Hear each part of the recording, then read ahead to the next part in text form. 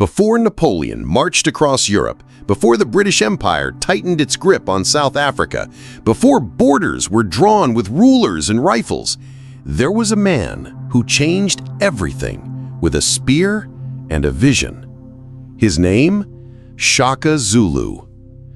In the dusty hills of southern Africa, far from the libraries of Europe or the courts of Asia, Shaka carved out one of the most formidable empires the continent had ever seen. Not with gunpowder or gold, but with discipline, innovation, and sheer, unrelenting will. To some, he was a warrior genius. To others, a ruthless tyrant. But make no mistake, his influence rippled far beyond the battlefield. At the dawn of the 19th century, southern Africa was a canvas of loosely connected chiefdoms, a place of cattle herders, rainmakers, and oral poets. The land pulsed with rich culture, complex kinship systems, and shifting alliances. But it was also a region simmering with tension, competition over grazing land, droughts biting into food supplies, and rival chiefs eyeing each other warily.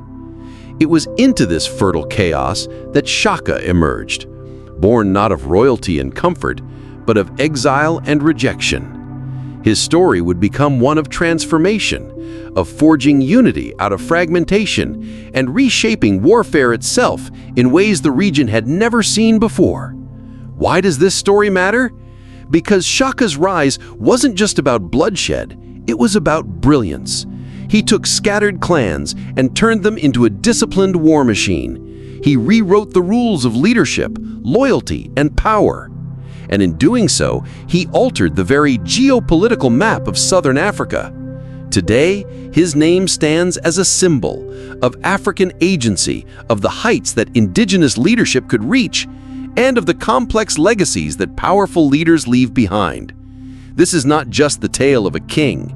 It's the saga of a revolution born from the soil of the Zulu heartland. Welcome to the world of Shaka Zulu. Let the journey begin.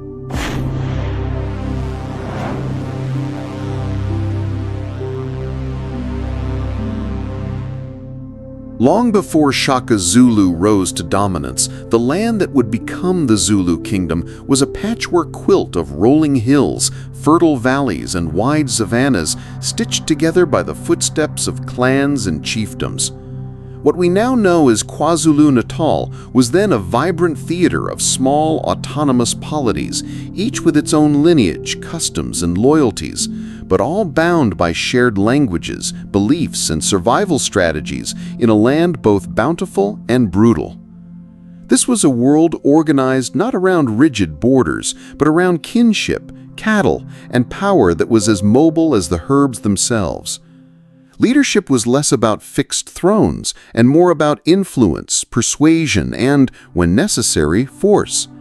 Authority shifted with the winds, and a chief's might was measured by the number of warriors he could summon, the number of cattle he owned, and the loyalty of those under his command. Here, the fabric of society was woven tightly around extended families and age groups. Clans like the Ndwandwe, the Mtetwa, the Ngwane, and the Dlamini didn't just coexist, they competed, traded, intermarried, and occasionally went to war. Among the most powerful of these pre-Zulu societies were the Mtetwa, under the charismatic leadership of King Dingiswayo. The Mtetwa stood out not just for their military strength, but for their political innovation. Dingiswayo, a visionary in his own right, introduced more organized systems of governance and diplomacy, using marriage alliances, mutual defense pacts, and indirect rule to bring smaller clans under his sphere of influence. He understood long before Shaka that unity was power, but his version of unity was more gentle, more diplomatic, and far less blood-soaked. To the north, the Ndwandwe, led by Zwide Kalanga, were fierce and militaristic. Their society emphasized warrior ethos, and they were known for expanding their influence aggressively. The Ngwane under Sabuja I were also prominent players in this unfolding drama, often caught in the tug-of-war between the rising Mtetwa and Ndwandwe powers. These kingdoms didn't exist in isolation. They traded, fought, and occasionally merged, forming a dynamic, ever-shifting political landscape. Trade was another lifeline for these communities, and its veins pulsed through Delagoa Bay, a vital port on the southeastern coast. Portuguese traders stationed there exchanged European goods, beads, cloth, muskets, for ivory, cattle, and increasingly slaves. While inland polities weren't yet engulfed by the full weight of European colonialism, the distant tremors of global trade were already shaping local priorities. Chiefs who controlled access to trade routes grew wealthier. Cattle, the core of South African wealth, began to be accumulated not just for status or sustenance, but for power and trade leverage. As the stakes rose, so did the tensions. At the same time, South Africa was facing an environmental and demographic pressure cooker. Cycles of drought had begun to scorch the land, shrinking water sources and grazing grounds. As resources dwindled, competition intensified, raids became more frequent, cattle theft more brutal. Young warriors, without steady employment or inheritance, found glory in warfare and loyalty in war bands rather than in the ancestral homestead. The old order, held together by kinship and ceremony, began to buckle under the weight of its own instability. Clans that once coexisted peacefully were now eyeing each other suspiciously across disputed borders. Chiefs, once content with modest power, now dreamed of larger thrones. Old rivalries were rekindled, new alliances were forged in blood. The idea of political unity or domination began to seem less like an abstract ideal and more like a necessity. Something or someone would have to rise from the chaos and bring order to the storm. It was in this volatile landscape, ripe with opportunity, drenched in tension, and desperate for new answers, that the stage was set for an unlikely outsider to carve a new path.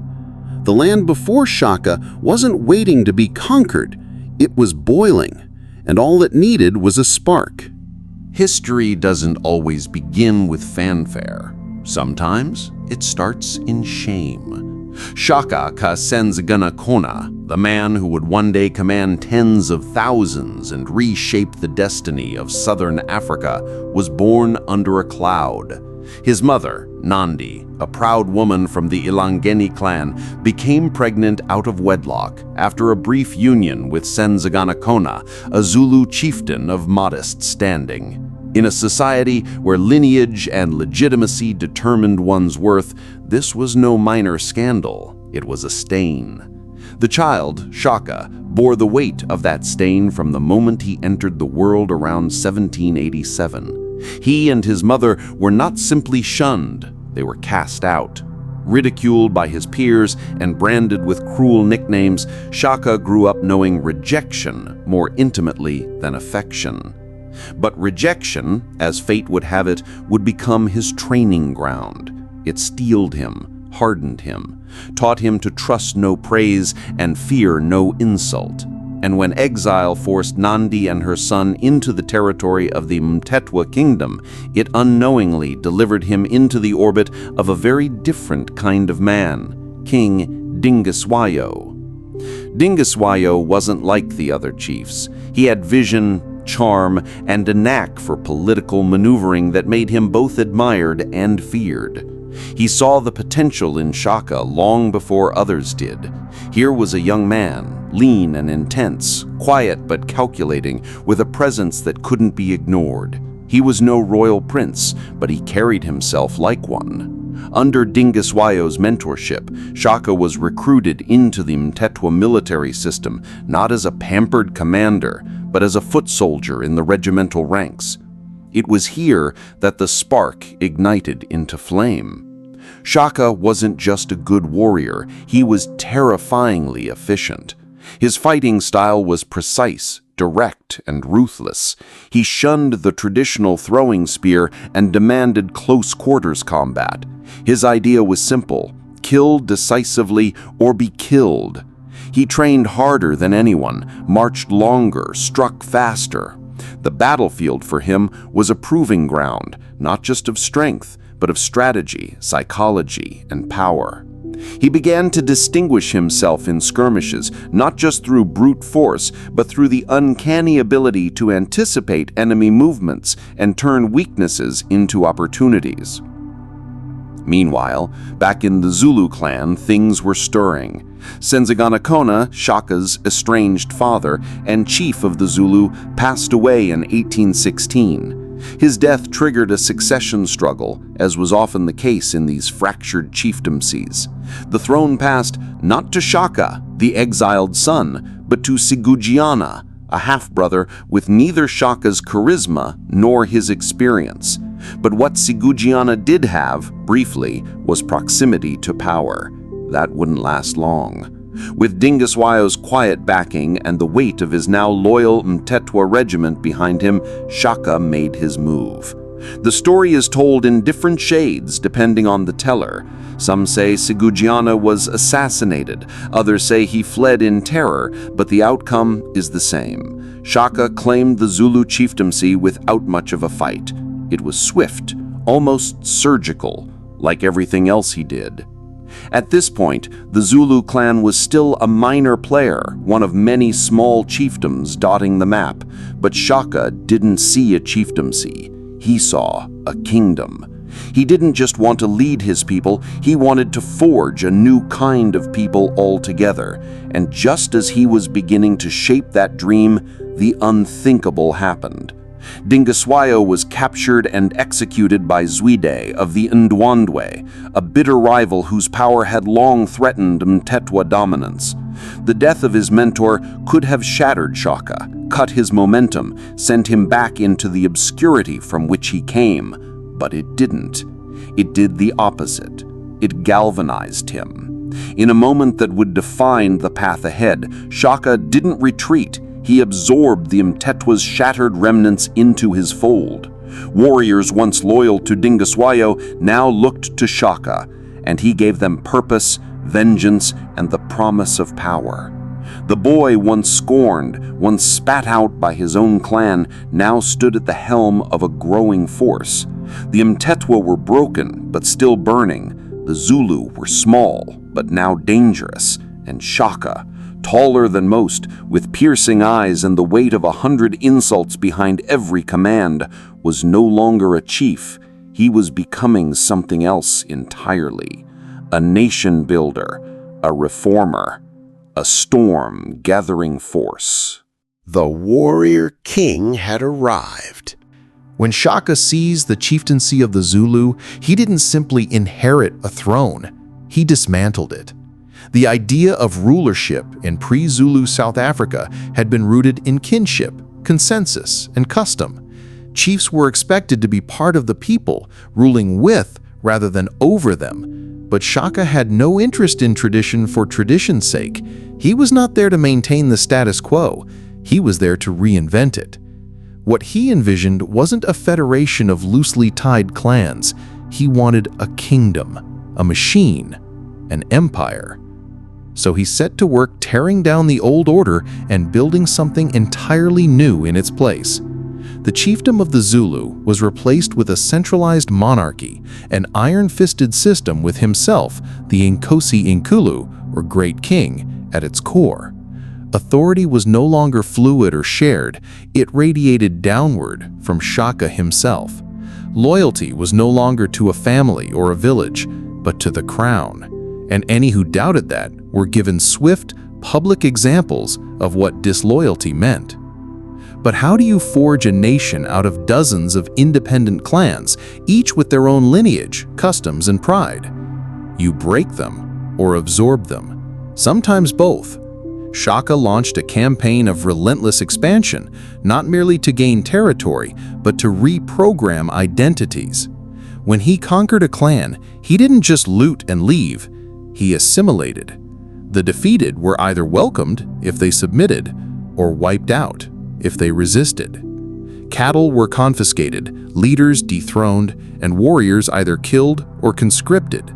Women and children were integrated to erase tribal boundaries while young men were stripped of tribal allegiances and forged into Zulu regiments. And it wasn't just spears that made Shaka's conquests effective. It was psychological warfare. Rumors of his cruelty were sometimes exaggerated, but often deliberately so. He knew the power of fear. Entire clans would surrender without a fight, believing resistance to be suicidal. Shaka cultivated this reputation with the precision of a sculptor. He let survivors flee to spread stories. He performed executions publicly, made examples of spies, and dispatched assassins when persuasion failed. Diplomacy under Shaka was a performance, and every meeting with him came laced with the unspoken threat: kneel or be broken. Central to his strategy of control was a revolutionary loyalty system built around the Amabuto, age-based regiments. These were not just military units, they were social institutions. Boys were inducted into the Amabuto as teenagers and trained rigorously in discipline, combat, and loyalty. Each regiment lived, trained, and fought together. They were given names, identities, pride, and above all, purpose. They became brothers in arms with no higher allegiance than to their king. In return, Shaka fed them, clothed them, celebrated them, but he also controlled them absolutely. Celibacy was enforced among unmarried regiments to keep them focused on duty. Marriage, when granted, was a privilege awarded by the king, often delayed until a regiment had proven itself in battle. This gave Shaka a powerful lever of social control. Love, legacy, even manhood, all were withheld until loyalty had been tested and blood had been spilled. And when he did allow a regiment to marry, it was a national celebration, strategic and symbolic, binding families to the throne and anchoring warriors into settled life after their prime fighting years were over. Through these regiments, Shaka did more than conquer. He unified. Young men from dozens of backgrounds, previously enemies, now fought side by side. Their tribal pasts were erased and replaced by a Zulu identity that was forged in mud, sweat, and war. The Amabuto didn't just carry spears, they carried the DNA of a new nation. As his kingdom grew, so did its administrative needs. And so Shaka established a political and military nerve center, Kwabulawayo, meaning the place of the one to be killed. Not exactly subtle, but incredibly effective. Built in the heart of Zululand, this capital was more than a palace. It was a declaration. Here, Shaka received emissaries, planned campaigns, and reviewed his regiments. It was surrounded by military corrals, training fields, and ceremonial grounds. Everything about it whispered power, order, and authority. Kwabulawayo was a city of protocols and hierarchy. You didn't just walk into Shaka's presence, you earned it. Visitors had to crawl on their bellies, declare their purpose, and pray they weren't on the wrong side of the king's mood that day. His council of advisors, mostly older warriors, trusted generals, and family loyalists, operated under his direct command. Decisions were his to make, and once made, they were law. No debate, no appeal. Yet, for all his ruthlessness, Shaka was not blindly cruel. He rewarded loyalty with land and prestige. He celebrated victories with national feasts. He took time to train his officers, to review battle formations, and to give motivational speeches before major campaigns. He was both feared and admired. The Zulu people didn't just obey him, they believed in him. They believed he could keep them safe, make them stronger, take them further, and for a time, he did. In less than a decade, what had once been a minor clan of the Nguni-speaking people had become a nation, feared across South Africa. The Zulu name now echoed beyond borders, and it wasn't just the size of the kingdom that mattered, it was the unity. Shaka had turned fragmented allegiances into a single national consciousness where language, culture, and destiny were bound together under one banner and one brutal, brilliant mind. The kingdom was rising, the regiments were swelling, the world was watching, and Shaka, the once exiled child of shame, now stood tall at the center of a storm he had created. But storms, as we know, don't stay still for long. When it comes to warfare, history often remembers the victors, but rarely the inventors. And yet, tucked deep in the hills of southern Africa, far from the colonnades of Rome or the trenches of Waterloo, Shaka Zulu engineered one of the most radical military overhauls the continent, and indeed the world, had ever seen. His genius wasn't simply that he fought well, it was that he changed the very rules of the game. And once he did, no one fought the same again. Let's begin with the weapon that rewrote everything, the Iklwa. Before Shaka, most battles among the Nguni peoples were fought at a distance. Warriors hurled long, lightweight spears, assegai, from afar, sometimes followed by short clashes and quick retreats. It was as much a test of bravery as it was a contest of skill. War was ritualized, dramatic, and often inconclusive. Shaka didn't care for drama, he cared for results. So he stripped away the ceremony and redesigned the weapon. The traditional assegai was replaced with a shorter, thicker, and deadlier stabbing spear forged for close-quarters combat. The blade was broader, the shaft sturdier, and it made a wet sucking sound when pulled from an enemy's body. Iklwa, they called it, echoing the noise it made. It was crude poetry. Shaka didn't just change the tool, he changed the method. Throwing was banned. To fight was to close in, face your enemy, and kill with brutal efficiency. But a new weapon was only as effective as the system behind it, and here Shaka's brilliance soared. He reimagined how warriors moved, how they were trained, how they were deployed. From the fires of the Amabuto-age regiments, he forged a standing army, something rare and revolutionary in that region at the time. These weren't seasonal fighters. These were full-time soldiers, drilled, disciplined, and deadly. Shaka mandated year-round military training. His warriors ran barefoot across thorny ground to toughen their feet. They marched for miles without rest. They practiced combat maneuvers with wooden spears until their hands bled. Discipline wasn't requested, it was demanded. Those who faltered were punished harshly. Those who excelled were elevated. The result, a fighting force that could cover vast distances quickly, hit with precision, and recover before the enemy knew what had happened. Nowhere was this efficiency more evident than Shaka's tactical masterpiece, the buffalo horns formation. It was simple, elegant, and devastatingly effective. Imagine a herd of buffalo surrounding an enemy. That was the inspiration. The formation had three parts. The chest, the central core of seasoned warriors, engaged the enemy head-on, holding their attention. Then came the horns, younger, faster regiments that flanked and encircled from both sides. Finally, the loins, a reserve force hidden behind, ready to strike or reinforce wherever needed. This strategy allowed Shaka to control the tempo of battle, confuse his enemies, and strike where they were weakest. The maneuverability of his forces was part of the brilliance. His regiments were trained to move silently, swiftly, and in coordination, something many of his rivals simply weren't prepared for. A force that size, moving that fast, with that kind of discipline, it was terrifying, and it worked. Time and again, Shaka's forces decimated larger or more traditional armies. The Ndindwandwe, the Hlubi, the Ngwane, all would come to know the feeling of being surrounded, crushed, and shattered by the horns of the buffalo. Yet perhaps what made Shaka's military machine so formidable was the way it reached into the heart of Zulu society itself. The Amabuto were not just units of war, they were schools of identity. Every young man was expected to serve. Warriorhood was not an option, it was a rite of passage. These regiments created loyalty, camaraderie, and a sense of purpose. They erased tribal divisions and instilled a singular identity, Zulu. Through them, Shaka bound the next generation to himself, not just through fear, but through pride.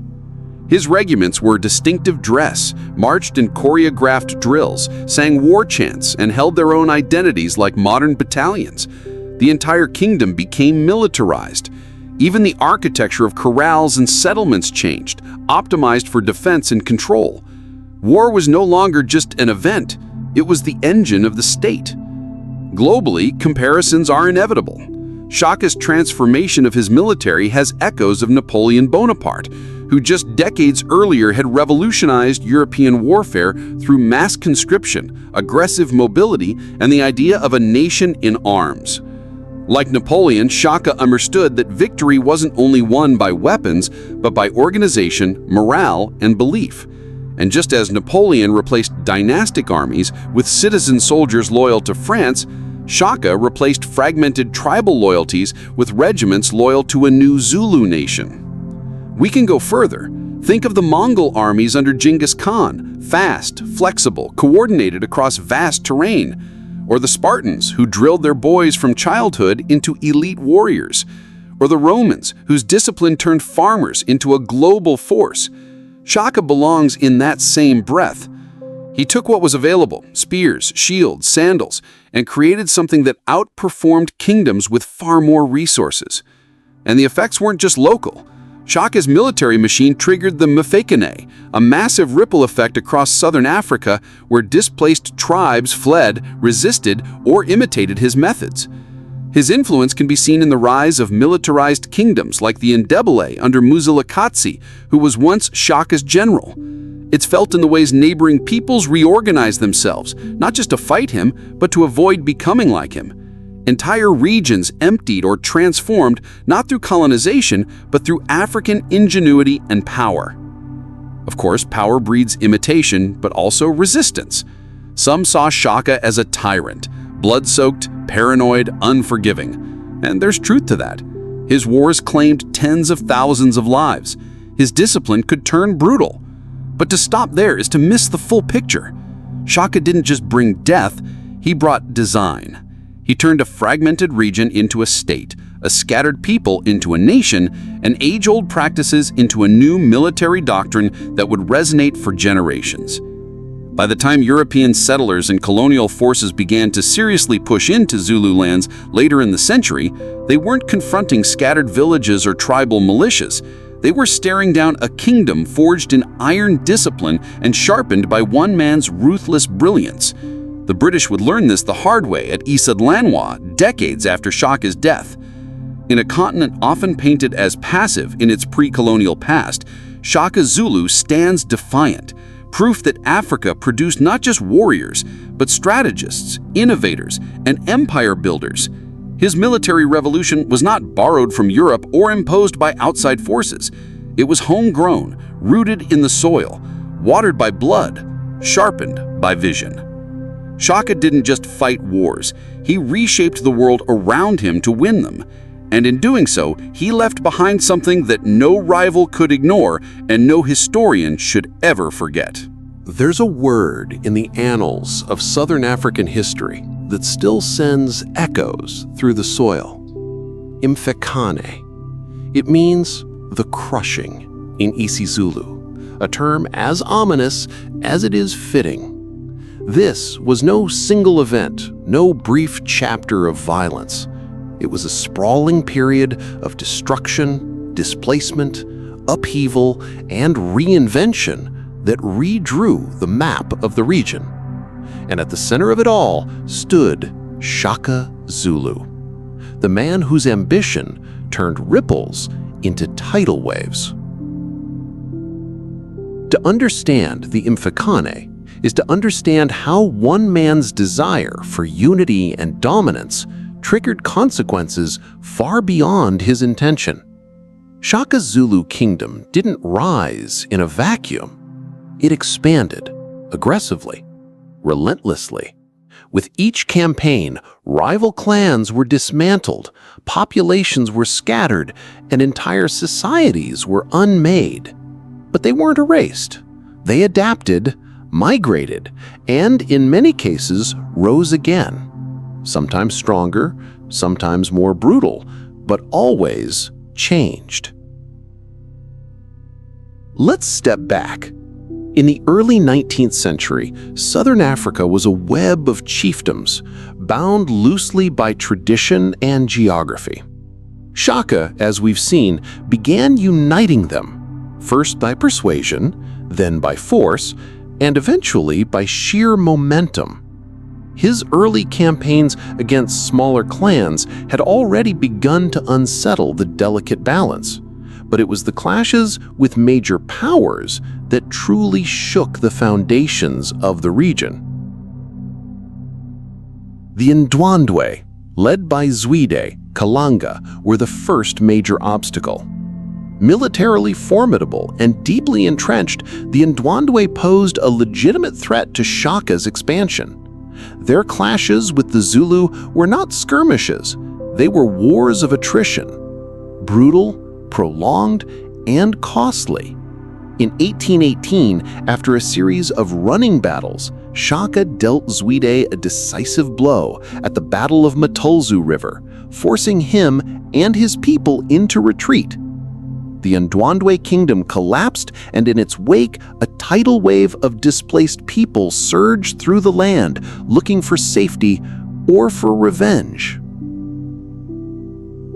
Among the survivors of this political apocalypse was Mzilikazi, once a commander in Shaka's army.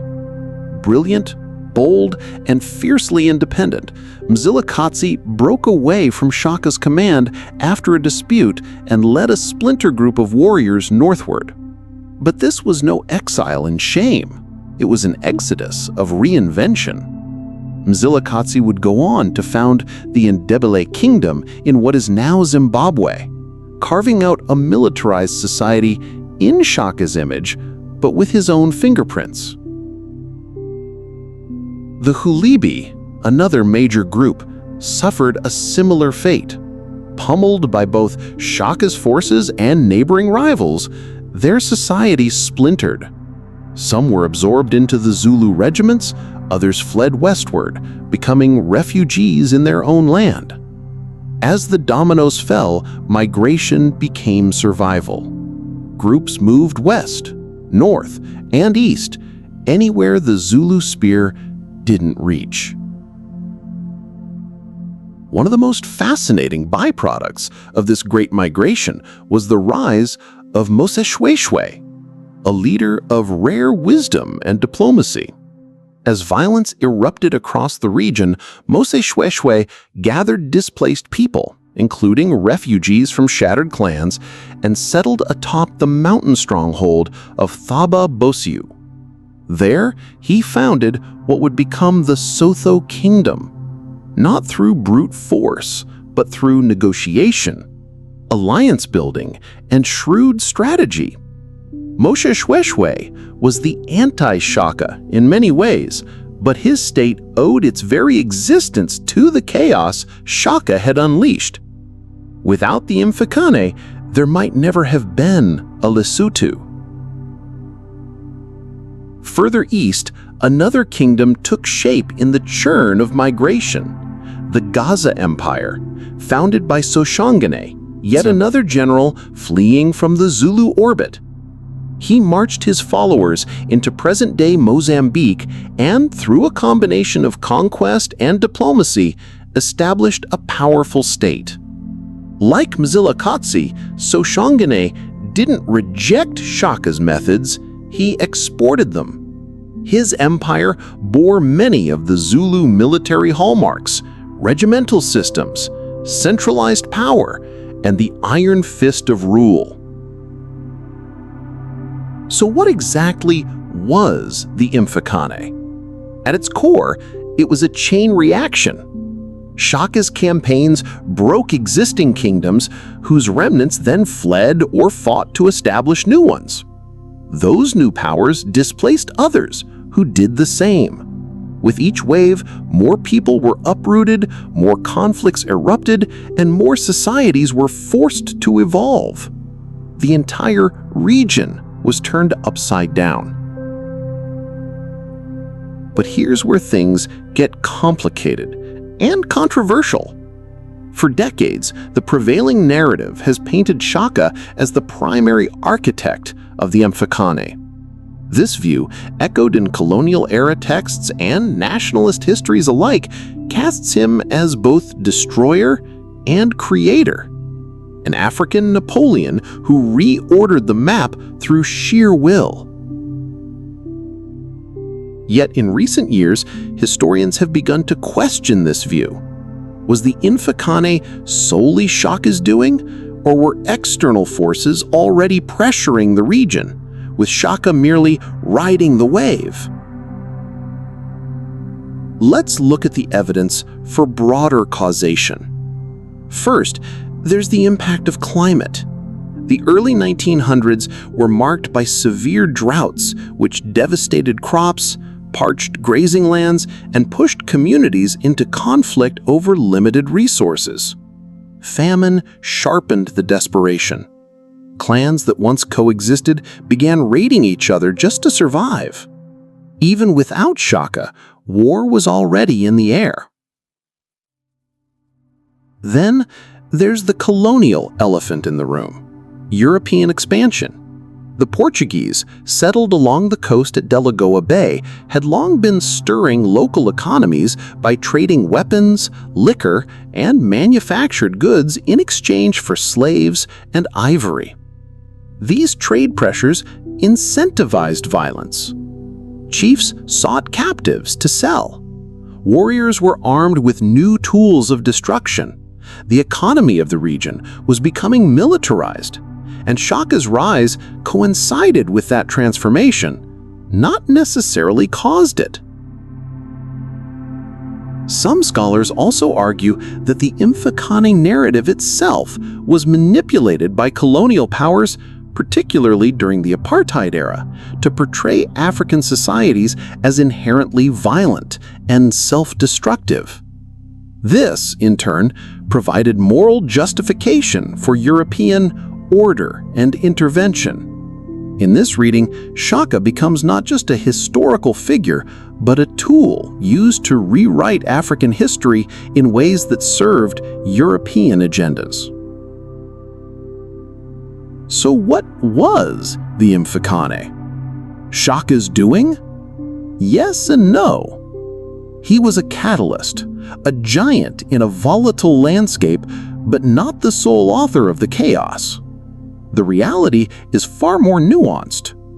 Shaka did not invent war, but he waged it more effectively than anyone before him. He did not create drought or displacement, but he harnessed them, rode them, and bent them to his purpose.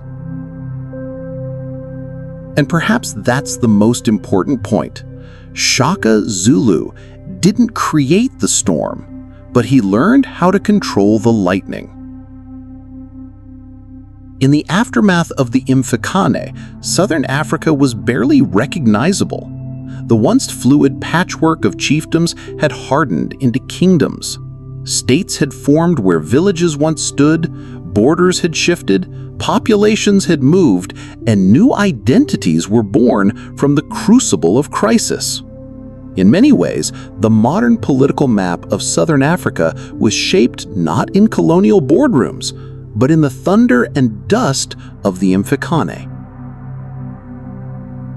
From the ashes of collapsed kingdoms rose new empires, each bearing the scars and often the imprint of Shaka's revolution. Some would thrive, some would fall, but none would remain the same. The crushing, it turns out, was also a forging, and in that violent reshaping, the seeds of both destruction and destiny were sown. Shaka Zulu didn't just reshape battlefields, he redefined what it meant to be Zulu. Where once tribes identified themselves by clan totems and lineage, Shaka crafted a singular national identity. Gone were the days of loose kin-based affiliations. In their place stood a new unified political culture, one where tribal boundaries blurred under a singular banner, the Zulu Nation.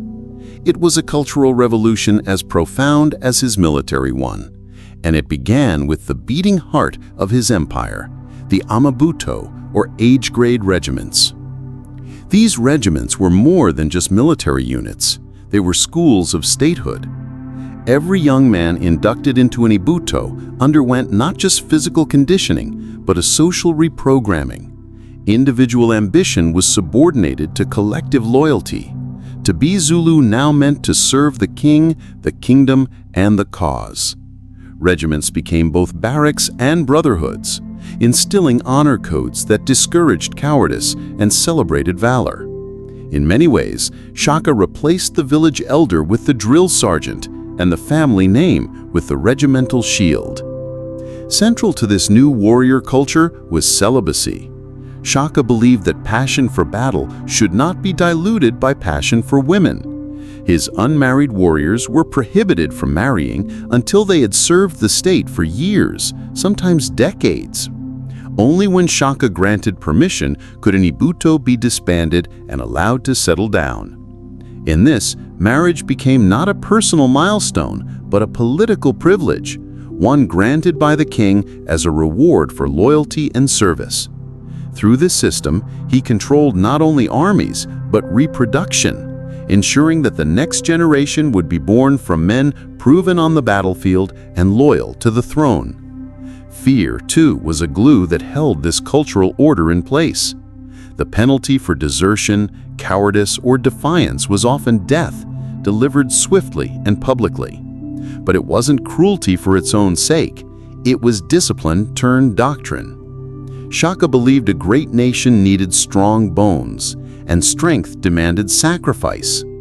To the outside world, these methods might seem draconian, but within the empire, they forged a national psyche of unity, resilience, and total dedication.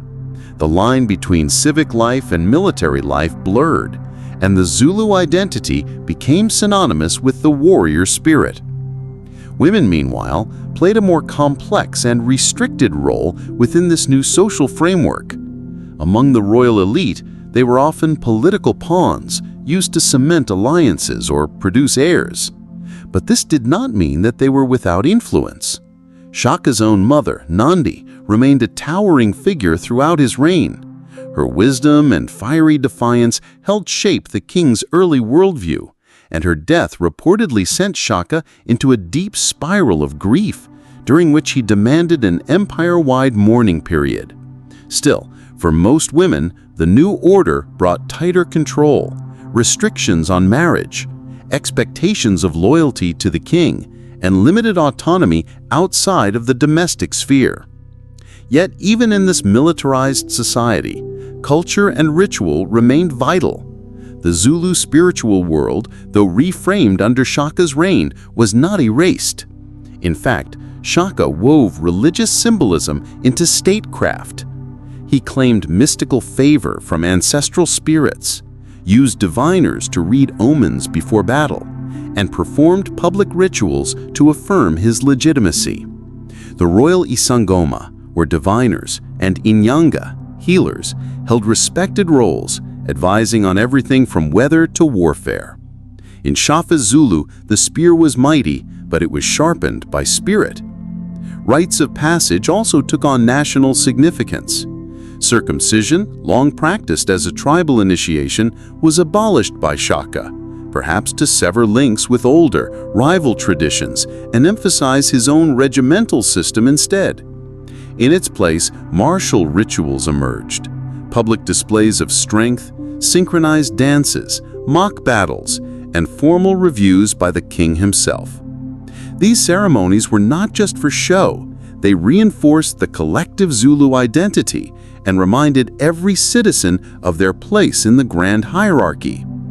What emerged under Shaka was a society where every man was a soldier, every village a barracks, every ritual a rehearsal of state power. This blending of war, culture, and governance created a civic order unseen in the region before. It was not sustainable forever. No iron grip lasts unchallenged, but during its time, it was both feared and admired across South Africa. In the end, Shaka's social reforms were as transformative as his conquests. He forged not just an army, but a nation, a disciplined, unified, and culturally re-engineered society that stood tall in a fragmented world.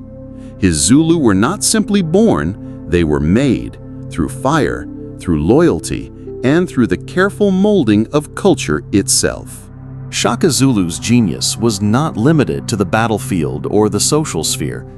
He was also a shrewd architect of governance and economy, weaving a tightly controlled system that could support his expanding empire.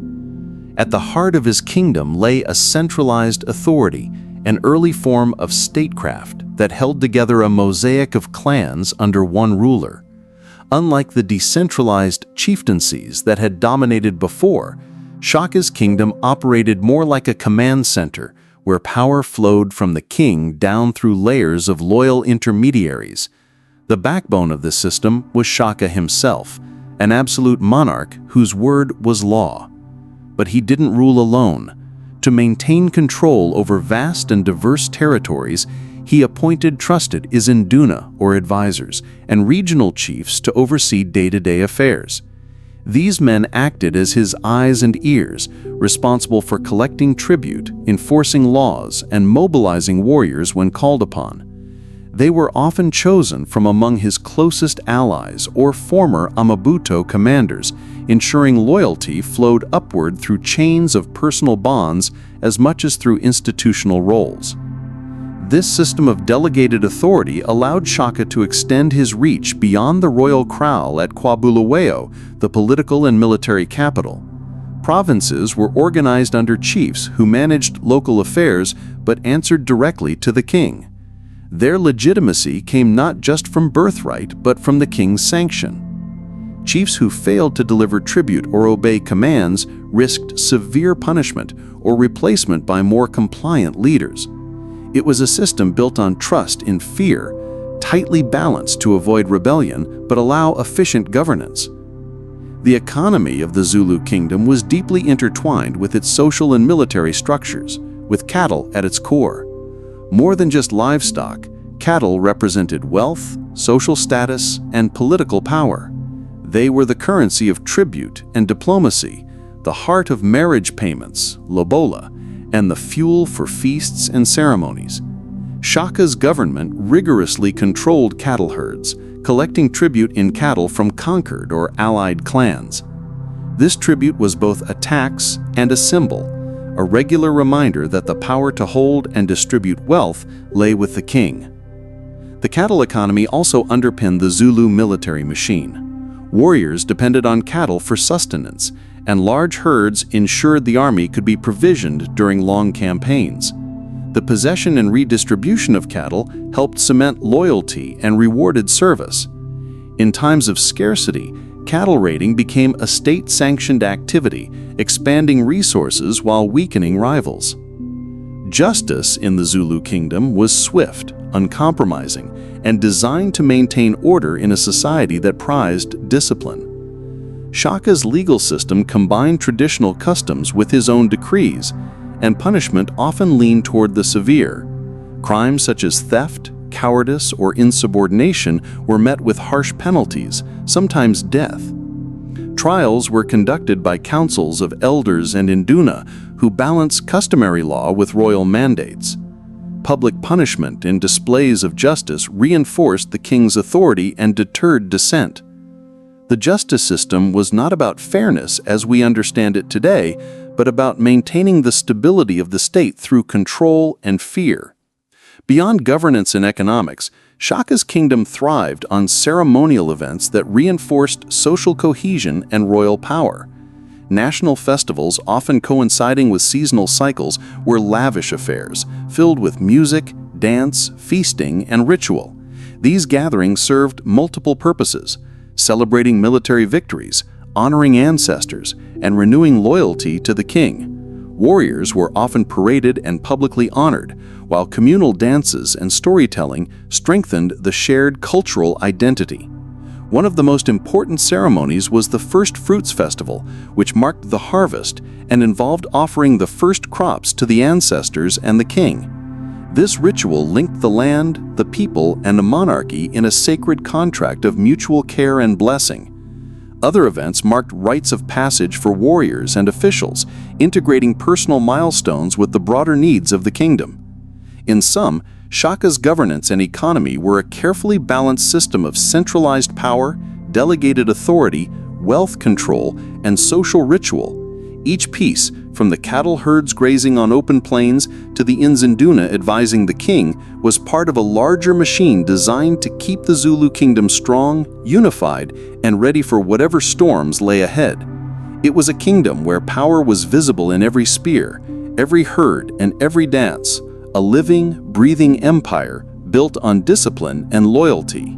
No empire, no matter how fierce, escapes the corrosive effects of internal strife.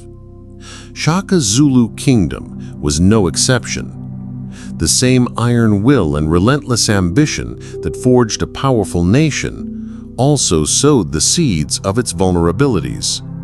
Behind the thunderous victories and grand ceremonies lurked a growing storm of resistance, paranoia, and betrayal, forces that would eventually bring the mighty king's reign to a violent close.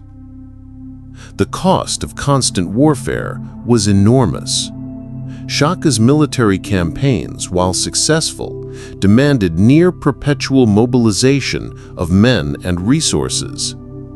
The Amabuto regiments, trained for combat year-round, left agricultural duties neglected. Fields went untilled. Harvests shrank. Cattle, the bloodline of the kingdom, were often commandeered for feeding armies rather than farming families. The kingdom teetered on the edge of famine, and whispers of discontent rose quietly among the common people and local chiefs alike. While the Zulu identity had been forged through unity and strength, it was also brittle. Not everyone welcomed the iron grip of Shaka's rule. Some clans chafed under the loss of autonomy. Some warriors tired of endless bloodshed. The centralized power that had propelled the kingdom forward also made dissent dangerous, but not impossible. Quiet murmurs of rebellion and frustration began to circulate in corrals and council meetings. Shaka's growing paranoia only fed this unease. The king was no stranger to threats. His own rise had been paved with assassinations and violent power plays. But the death of his mother, Nandi, around 1827, shattered something deeper. Nandi was more than a parent. She was his anchor, his advisor, and the one constant in a turbulent life. When she died, Shaka's grief spiraled into something dark and consuming. Historians describe this period as one where Shaka's rule became marked by increasing ruthlessness and suspicion. The king imposed a kingdom-wide mourning period, forcing subjects to abandon daily activities and don somber attire. Famine and hardship intensified under this prolonged stoppage. His behavior grew unpredictable. He is said to have executed dozens of people, from high-ranking chiefs to innocent bystanders, on mere suspicion of disloyalty or insufficient mourning. Among those who bore the brunt of his wrath were his half-brothers Dingane and Hlengana. While Shaka had risen to power partly because of their inexperience, as his reign progressed, the brothers grew resentful. Dingane especially is portrayed as ambitious and shrewd, a man who observed Shaka's weakening grip and sought his own chance to ascend. The relationship between Shaka and his brothers was fraught with tension, rivalry, and betrayal. In a court rife with intrigue, assassination plots were whispered.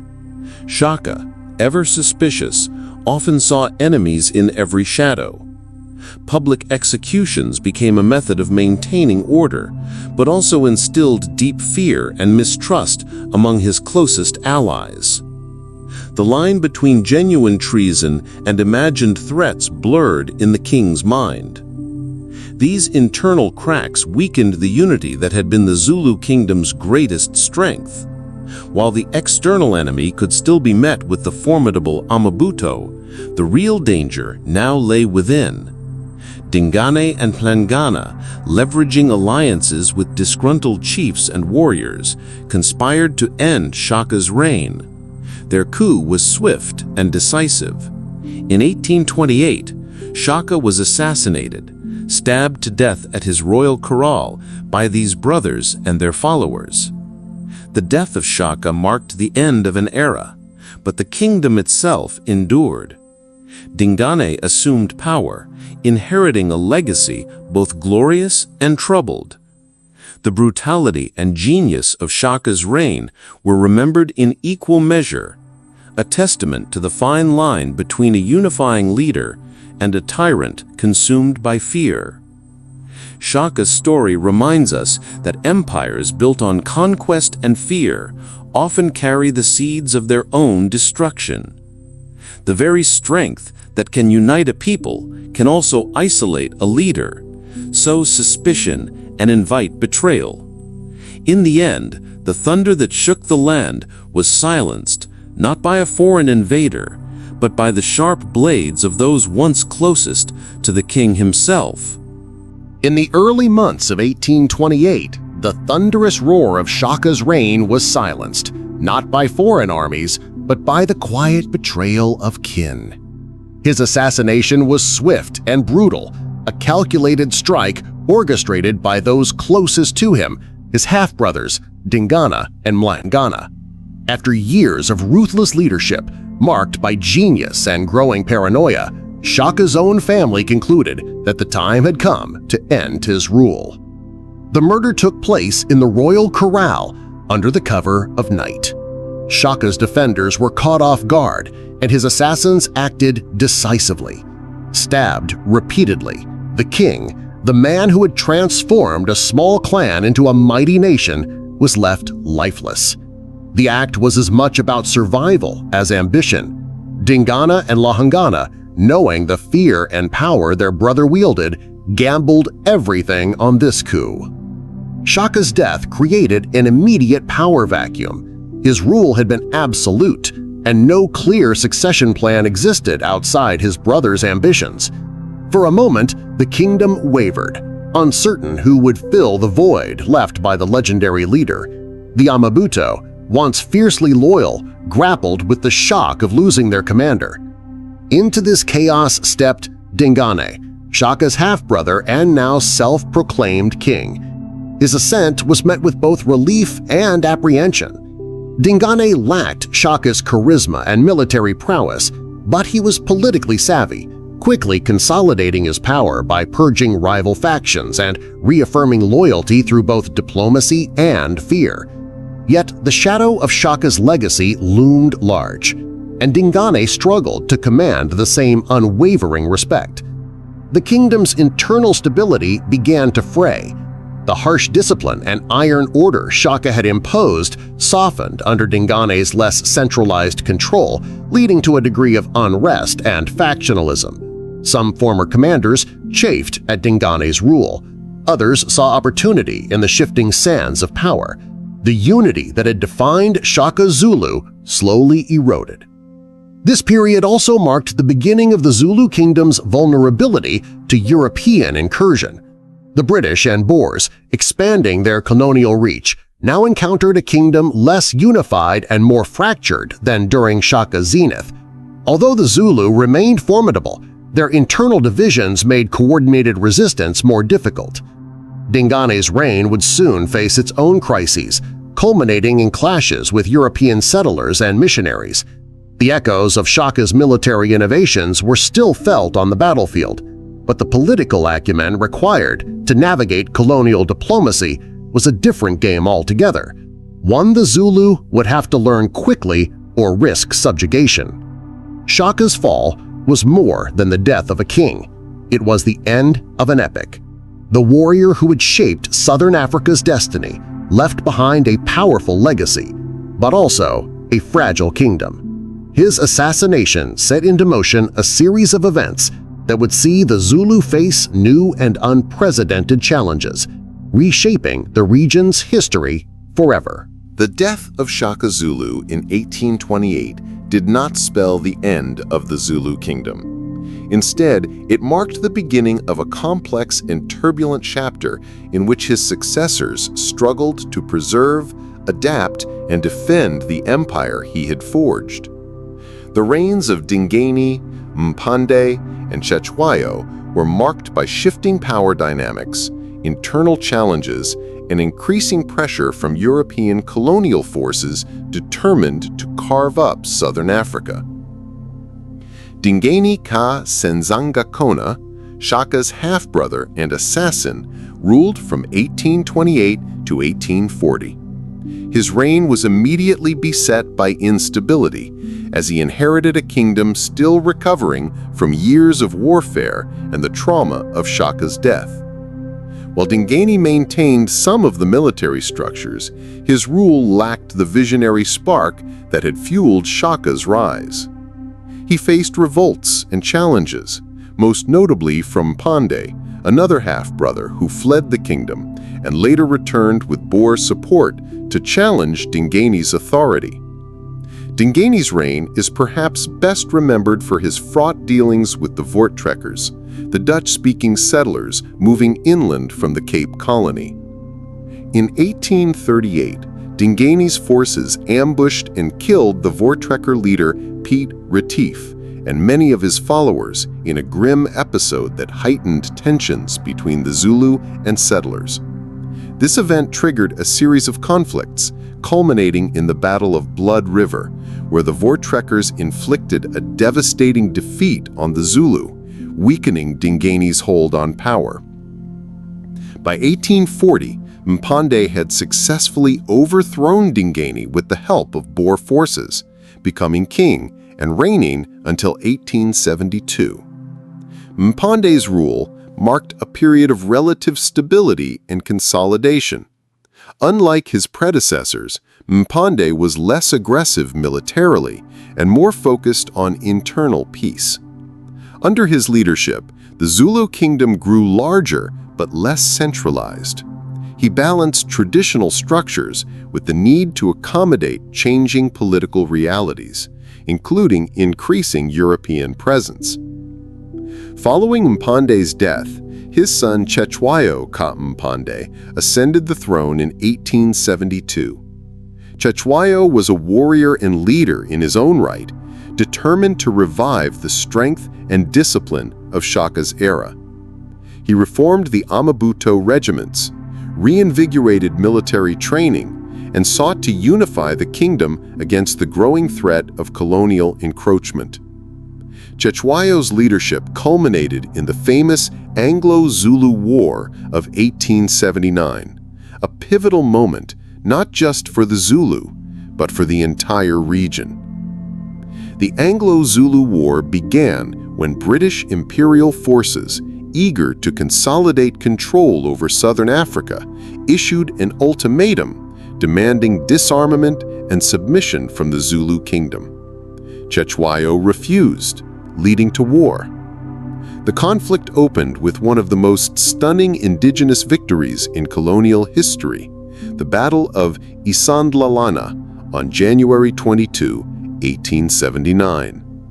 Despite being outnumbered and outgunned in terms of technology, the Zulu warriors used their traditional tactics, including the legendary Buffalo Horns formation, to encircle and annihilate a British column.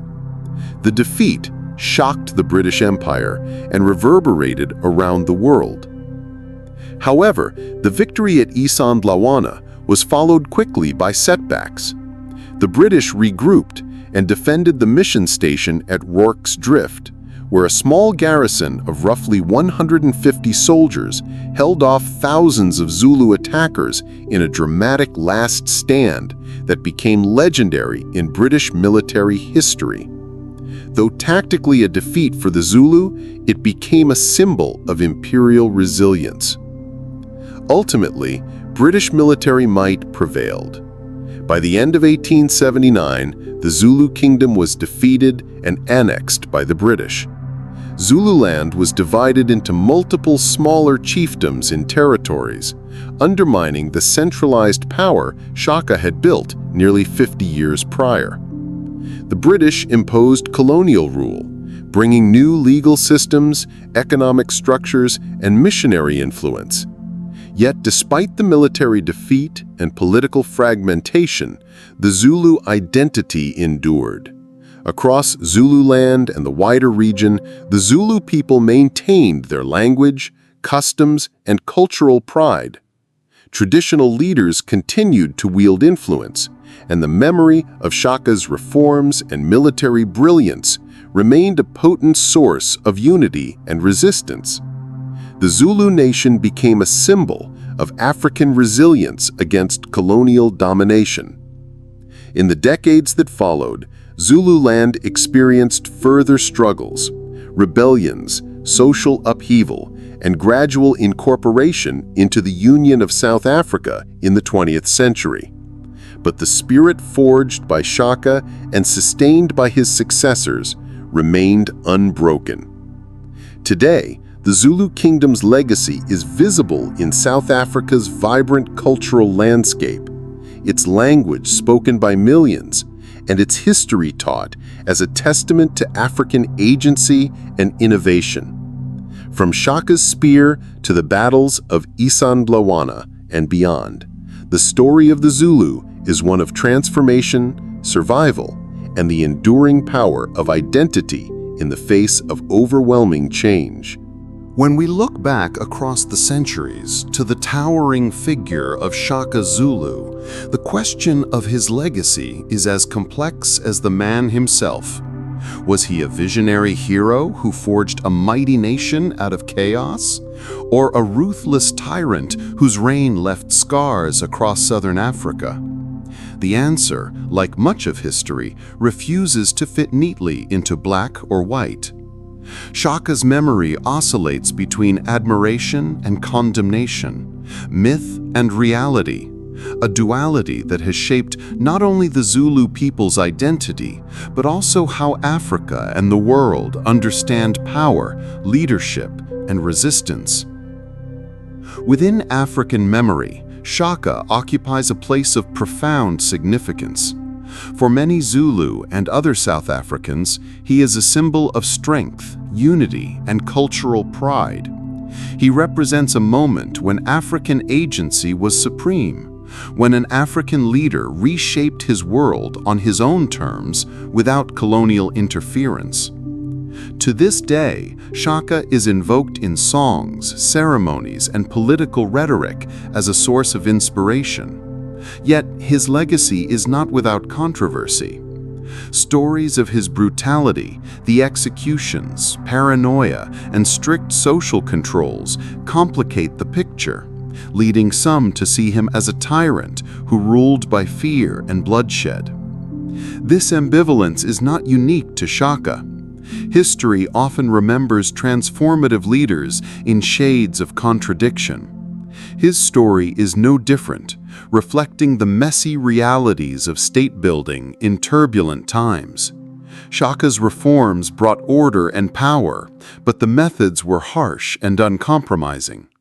His reign challenged existing norms and demanded sacrifice from all who lived under his rule. In the 20th century, Shaka's legacy took on new political significance during the rise of Zulu nationalism and resistance movements.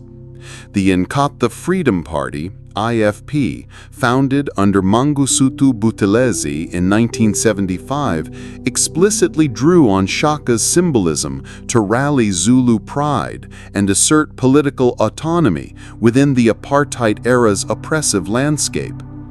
The IFP's embrace of Shaka's image was both cultural and strategic, a call to unity and strength in a fractured society. Through festivals, statues, and political rhetoric, Shaka became a figurehead for resistance, cultural revival, and negotiation of identity within South Africa's complex political environment. Modern South Africa continues to wrestle with Shaka's legacy in ways that reflect its broader struggles with history and identity. Monuments like the towering Shaka Memorial near Durban, cultural celebrations and educational programs keep his memory alive. Yet debates persist over how to reconcile his violent methods with his role as a nation builder. Schools teach about his military innovations and governance, but also about the human cost of his reign. In this way, Shaka remains a mirror reflecting South Africa's journey toward understanding itself, its past wounds and future hopes. Beyond Africa, Shaka's story has captured global imagination, drawing comparisons with history's great conquerors. Like Alexander the Great, Napoleon Bonaparte, or Julius Caesar, Shaka was a military innovator, a political strategist, and a charismatic leader who reshaped the destiny of his people and his region. These comparisons highlight universal themes: the rise of ambitious men who change the course of history through vision and violence, who inspire loyalty and fear, and who ultimately leave complex legacies. Yet Shaka's story is uniquely African, rooted in local culture and the realities of Southern Africa's pre-colonial world. Cultural portrayals have both shaped and distorted Shaka's image. Books, films, and oral traditions have celebrated his genius and dramatized his life. Hollywood and international media, for example, often sensationalize the brutal aspects of his reign, emphasizing bloodshed and savagery at the expense of nuance. Meanwhile, African authors and storytellers strive to reclaim Shaka's narrative, portraying him as a product of his time and a visionary leader grappling with enormous challenges. This leads to a crucial point: what the West often gets wrong about Shaka Zulu.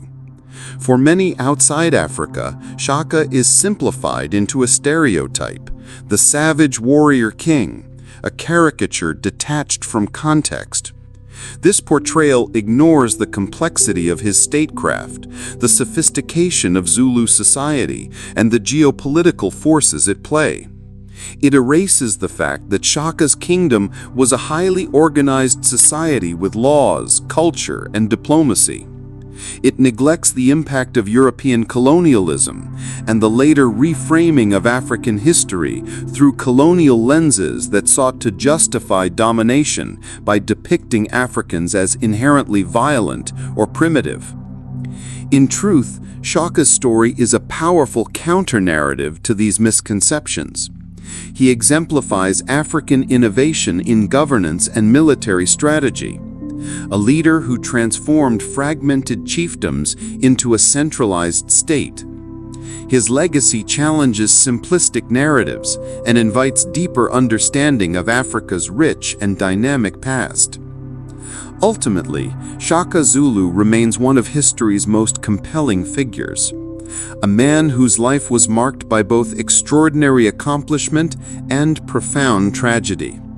His legacy continues to provoke debate, inspire pride, and teach lessons about leadership, power, and resilience.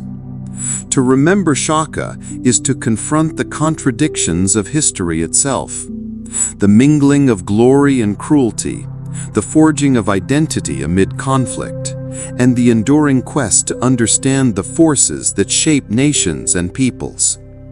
In this way, Shaka's legacy is not just a chapter in African history.